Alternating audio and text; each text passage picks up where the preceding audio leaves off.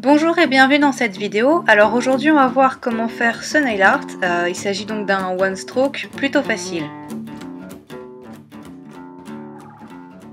Donc comme pour tout one stroke, on prend un pinceau plat carré ou plat biseauté selon votre préférence. J'ai trempé un bout dans le blanc, un bout dans le bleu en essayant de mettre davantage de bleu que de blanc. J'ai dégradé et j'ai commencé par faire mon premier arc de cercle. Tant que la peinture n'est pas sèche, j'en profite pour repasser plusieurs fois dessus, ce qui me permet de bien fondre les couleurs. Et j'oublie pas le petit bout de mon ongle, vu que la partie one stroke est beaucoup plus grosse que mon pinceau, il y a un trou.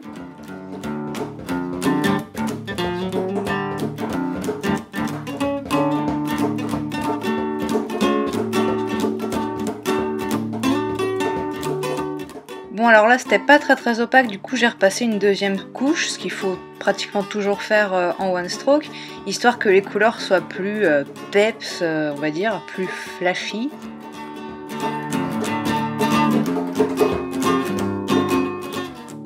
Maintenant je vais imbriquer un deuxième arc de cercle dans le premier, donc toujours avec la même technique, et vous voyez où je l'ai placé, histoire qu'on voit quand même le dégradé fait par le premier one stroke.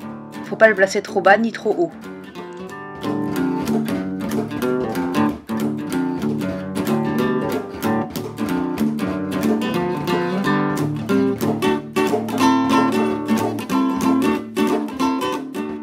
Avec un pinceau de détail, en l'occurrence c'est un Rubloff DK13R20, je délimite un peu plus proprement les contours, du moins j'essaye, donc avec de la peinture acrylique blanche que j'ai diluée, et je l'ai pas fait pour le premier arc de cercle parce que je trouvais que c'était pas la peine, j'avais peur d'aggraver les choses en fait. Ensuite j'ai pris un dotting tool aiguille, de la peinture toujours acrylique, toujours blanche et toujours très diluée, afin de réaliser de tout petits points le long du premier arc de cercle.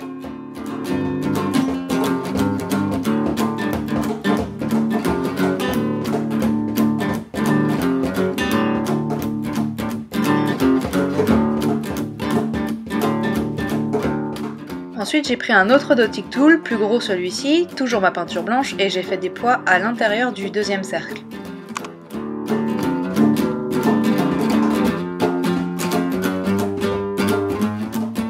Et voilà, c'est déjà terminé, j'ai fini par une couche de top coat. Petite info, mon top coat est très vieux et j'ai pas envie de le gâcher, c'est des top coats qui valent super cher, donc je racle bien la bouteille, je la retourne complètement et je laisse couler le long du pinceau, histoire d'en récupérer le maximum. Il fonctionne toujours bien, il est juste super épais. Voilà, j'espère que vous avez aimé cette vidéo, je vous remercie de l'avoir regardée, n'hésitez pas à vous abonner à ma chaîne, ou à laisser un petit pouce vert pour me dire que vous avez apprécié, ou à laisser un commentaire, tout ça. À bientôt!